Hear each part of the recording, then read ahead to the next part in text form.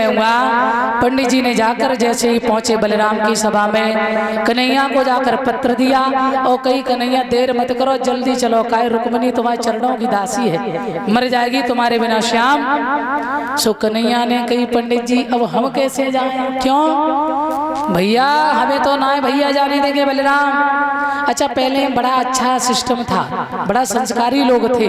पहले अगर लड़का की शादी वाले आए तो लड़का कभी वहाँ बैठता नहीं था। जो पहले पुराने जमाने की बात बता रहे, बैठता नहीं था। माता पिता जाने जैसे वो बढ़िया करेंगे। वो आजकल तो महाराज जी इतना एडवांस जमाना है कि लड़का खुद ही इंची टेप लेकर जाता है लड़की को नापने।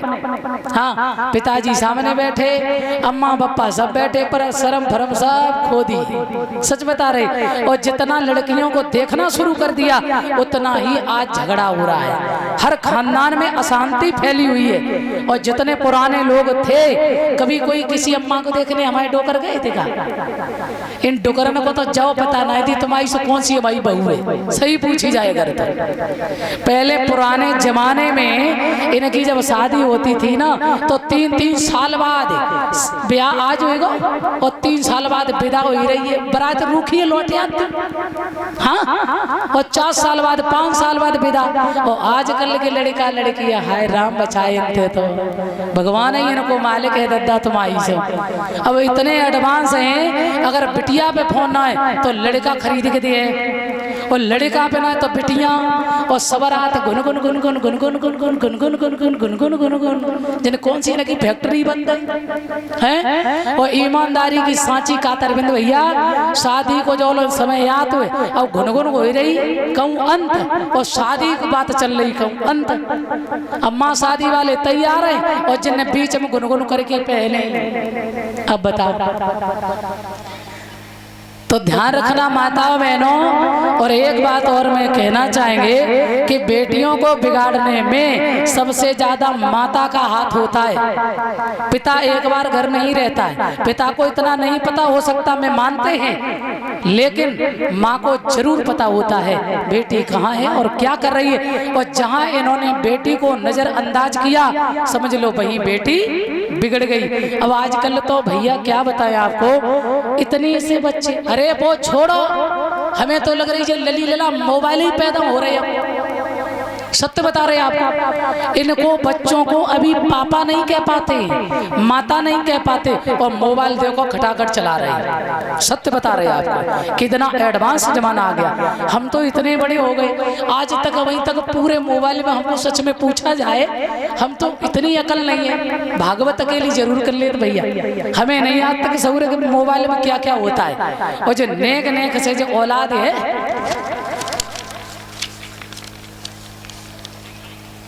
खेच ले लगुआ फोटो। अब तुम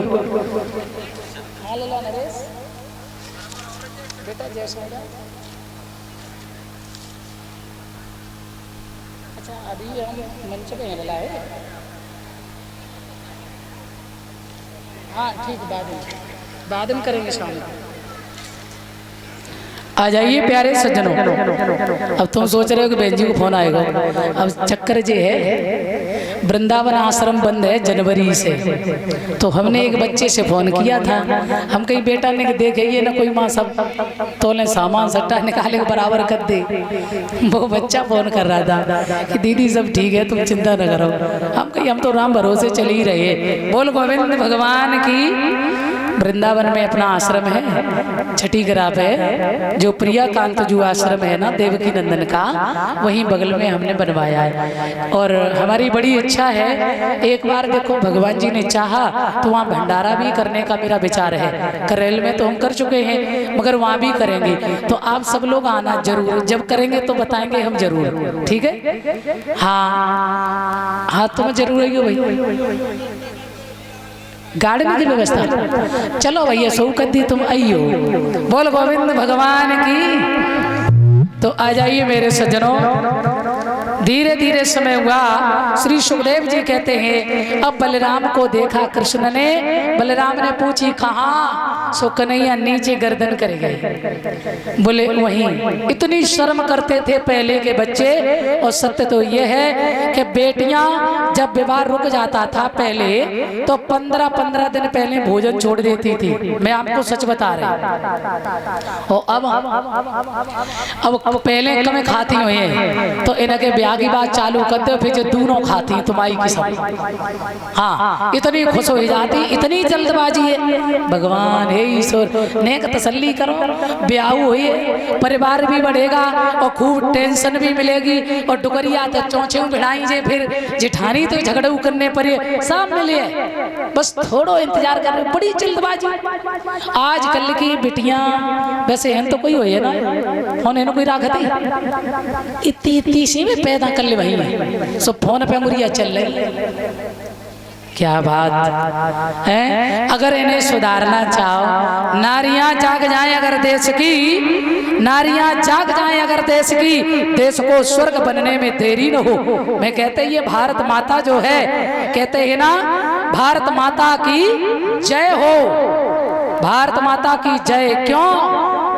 गोविंद भगवान की जय हो। ये जय का मतलब क्या है? जय हो का मतलब क्या है? ये जय घोष हम लोग क्यों करते हैं? क्योंकि हमारा सनातन, जब हम लोग कोई आत्मा से भाव प्रकट करते हैं दद्दा, जब कोई भी हम पुकार करते हैं भगवान से तो कैसे करते हैं? त्रहामाम त्रहामाम, प्रभु रक्षा करो, हाथ उठा के करते हैं। और जब अपने सनातन को सुरक्षित रखने के लिए भी, अपने भारत की रक्षा के लिए भी, तो भी क्या करते हैं? बोल भारत माता की जय। जय का मतलब जो हमारा सनातन है, हमारा धर्म है, हमारे भगवान है, उनकी सदा विजय होती रहे, जय होती रहे, जय होती रहे उनकी। कभी उनका नारा नीचे ना आए और वो कभी किसी से झुके ना। ये हमारे सनातन का नियम है। जय हो। तो प्यारे सज्जनों, माताओं बहनों से मेरा कहना है, देखो भगवान होकर भी झुक रहे हैं और आजकल भगवान शर्म कर रहे हैं। एक लड़का गया बेटी को देखने, एक बात और याद आ गई, बता दें आपको। तो जब बेटी को देखने गए तो उस समय बेटी से लड़का ने पूछा अजी कितना पढ़ी लिखी? बोले MBBS। अच्छा, गाना गा लेती हो? बोले हाँ। ढोलक बजा लेती हो? हाँ। नाच लेती हो? बोले हाँ। सो लड़का पूछ के प्रश्न लड़की ने उत्तर दिया और चलने लगा। तो लड़की ने कहा महाराज जा तो रहे हो, परंतु हमें कुछ हाना का जवाब तो देते जाओ, हम पसंद हैं कि नहीं है, ध्यान देना, हम पसंद है। तो लड़का बोला घर चल के बताएंगे अपने मित्र से। तो लड़की पढ़ी लिखी कहने लगी घर जाके क्यों बताओगे, हमने तुम्हारे प्रश्नों का उत्तर दिया यही कि तुमने कहा पढ़ी लिखी। मैंने कहा हाँ। गाना गा लेती हो? हाँ। नाच लेती हो? हाँ। अब तुम एक ही प्रश्न का उत्तर दे दो, क्या? बोले तुम तबला बजा लेते हो? सो लड़का शांत, भैया मुँह पे तबला बजाए वो ना आए। तो लड़की ने कही जब हम नाचेंगे और गाएंगे तो तबला का तुम्हारे पिताजी बजाएंगे? बोल गोविंद भगवान की। हाँ हाँ। तो कहने का मतलब ये है हम लोग क्या देख पा रहे हैं? केवल सूरत शकल, गुण नहीं। और सुंदर वही होता है जिसके गुण सुंदर होते हैं, चाहे वो कैसा भी सही, चाहे आप एक बार शकल में भी कैसी हो, लेकिन यदि गुण सुंदर हैं तो आप सुंदर हैं। और खूब सुंदर हो, गुण में काई भरी, अंदर गुण है नहीं है, तो फिर वो सुंदरता किसी काम की नहीं है। बोल गोविंद भगवान की। तो उसी समय पंडित जी ने कही अरे कन्हैया सीधी चौनाई कह दे तो कमा जा रहे कुंदनपुर, रुक्मणी संग ब्याह करबे। बलराम ने कही अच्छा, इसका मतलब मेरो कन्हैया बड़ो है गयो, कहू राजकुमार से कम नहीं जाओ। और सेनापति को इशारा कियो, कोई असावधानी नहीं होनी चाहिए कन्हैया की, ले जाओ मेरे कृष्ण को। तो आज पंडित जी रथ में बिठाए और कन्हैया कुंदनपुर जब गए, रथ को उतारो, चारों तरफ सेना लगी। इतनी सेना को हम अकेले क्या करें पंडित जी? तो बोले हम रुक्मणी को भेज रहे मंदिर में और यहीं से ले जा। बोले हाँ इतना तो ठीक है। पंडित जी गए, रुक्मणी को जाके खबर दी।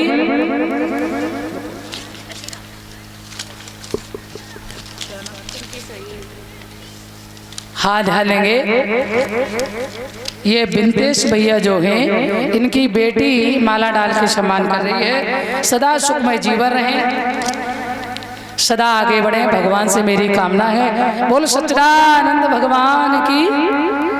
तो मेरे श्रोता बंधुओं, आज आइए, आज भगवान कृष्ण का पता चला रुक्मिणी माँ के पास